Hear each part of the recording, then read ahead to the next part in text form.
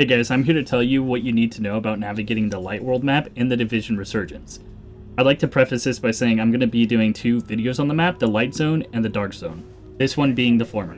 I would also like to thank Ubisoft for giving me early access to this beta. The first thing you'll see when tapping on your map or pressing the select button on your controller is that the map is filled with various icons which can seem a bit overwhelming, and that is why we're here, to break it down.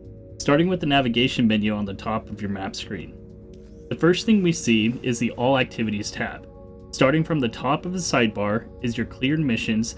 This is where you can select to replay missions on any difficulty you have unlocked via your player level, as well as see the rewards for completing them, which will change depending on the difficulty you play them on. Lastly, you will notice the options to matchmake or go solo. It is worth trying to matchmake, as it will make the missions easier when you reach those higher difficulties. In most of the cases that I matchmade and played with other players, people didn't really use the voice chat feature. So if feeling the pressure to be social turns you off, I wouldn't really worry about it because we kind of just played through the mission and that was that.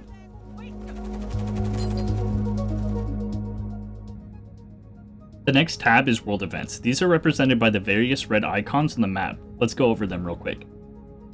Hostage Rescue. In these events, you'll need to clear the area once you get to it. And then after you clear the first wave, let the hostages out and then protect them from consecutive waves until you've completed the event.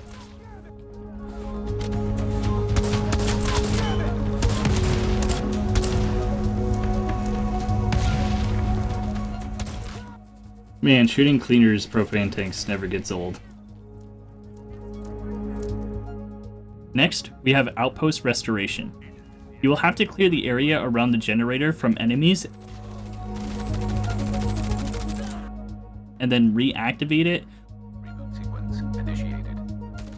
And then during the event, you'll need to go back to the generator and reactivate it a few times, while you defend it from waves of enemies. When the progress bar fills, you've completed the event. Thank you for reclaiming our outpost, agent. Arm Steel Disruptions.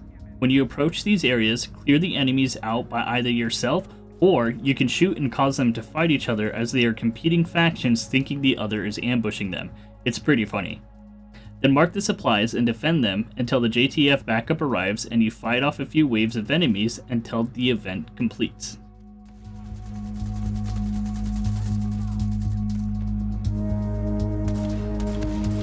We got reinforcements.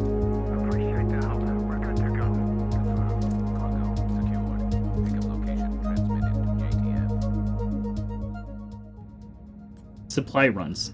Supply runs require you to retrieve supplies from crates while fending off enemies.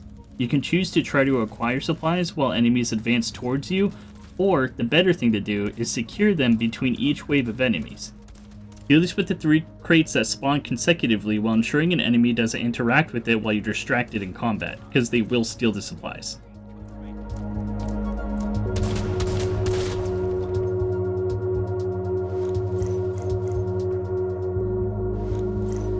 Supplies claimed successful.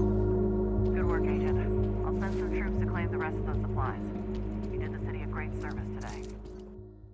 On the third tab, we have Hostile Nests. Hostile Nests are hideouts that enemies are currently occupying.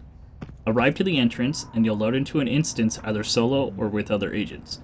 Clear the nest of enemies, and you'll be rewarded weapon and gear mods among various other rewards for crafting and upgrading your gear. Once you spot these on your map, you'll want to do them quickly as the enemies move on after a few minutes, but will reappear in another nest soon after.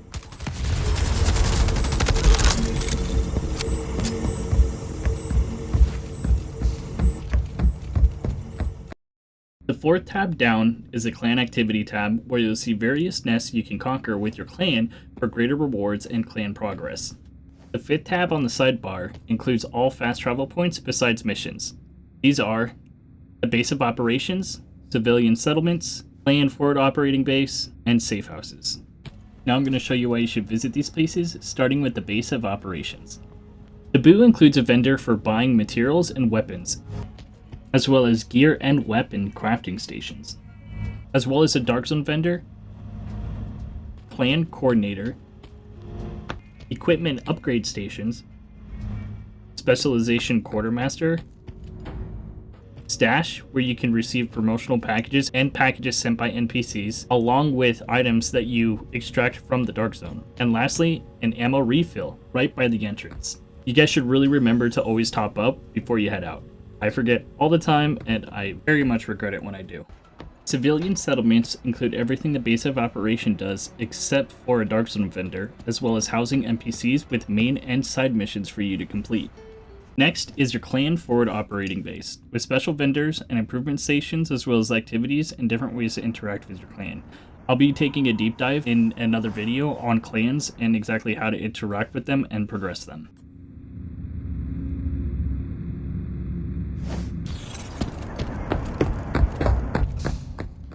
Lastly, we see safe houses. Hey, yeah, Jordan and Post, that's not the last one, and I also need to change my profile picture. My hair is a lot longer.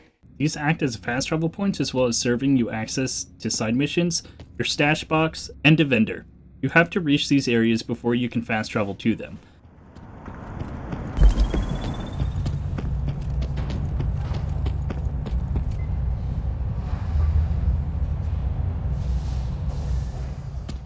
There are also these waypoints on the map that you can see. They act as fast travel points exclusively with no other benefits. Regarding safe houses and waypoints, they turn from white to orange once activated, that way you know that you'll be able to fast travel to them. The sixth and final tab on the sidebar is where you can select any weapon and gear improvement stations, vendors, quartermaster, or stashes to fast travel to the area that they're all located in. Now, going back to the main navigation bar, we have the missions category.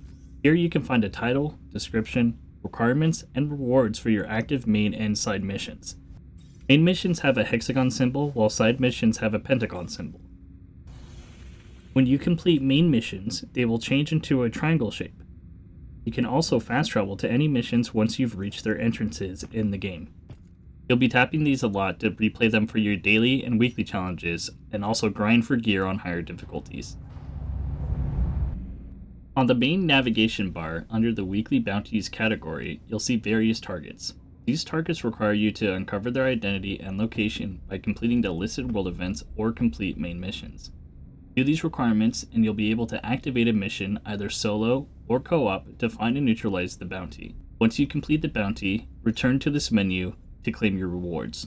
A new bounty is unlocked every day of the week, and then at the end of the week, after you've completed all the other bounties, the main bounty target for that week will appear. Neutralize them and you'll get some good rewards.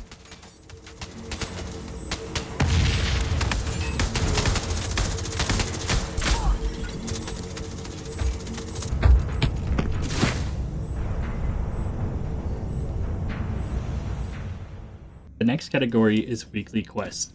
From top to bottom in the sidebar, we have weekly quests for main missions, clan activities, bounties, the Dark Zone, crafting, and other, which seem to be quests to obtain various resources, equipment, or upgrading weapons and mods. The last but definitely not least category we have is one of the best ways to acquire experience for your agent, and that is daily quests. These can cover activities in the game from using a certain weapon type for kills, doing bounties, mission replays, and much more. Be sure to do these every day to efficiently use your time in the game to level up your agent. Now, back on the map, what you won't see listed are the various collectibles you can obtain. These are echoes, which are reconstructions of surveillance data, and one of the best story devices in gaming in my opinion. Just watch this to see what I'm talking about.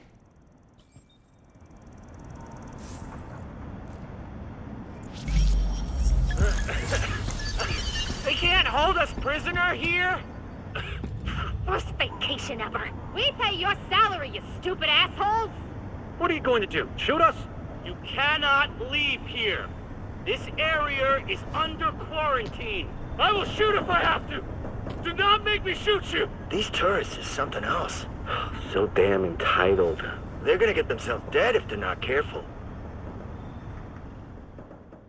Artifacts like paintings and postcards, and communications where you can listen to recordings, gaining insight into the disaster and how people responded to the Korean poison event. Another non-listed event are roaming boss patrols. You'll recognize them by a skull icon accompanied by a faction insignia. Intercept these patrols, slay the boss, and you'll be rewarded with various weapon and gear crafting materials, weapons, gear, and shade caches used for leveling up your specializations. The Light Zone is a vast and open world, so take some time to explore and see what you can find. Also, remember that you can do all of this in a team, so team up with your friends and work together to complete missions, take down enemies, and explore the world. That's all I have for you guys today on navigating the Light Zone map in the Division Resurgence beta. I hope this video has been helpful and very informative. If you have any questions, please feel free to leave a comment below. I would also like to know if you find anything that I didn't cover in this video. I have more Resurgence content on my channel now and coming soon, so don't forget to subscribe to my channel if you'd like more Resurgence content. Alright, thanks guys.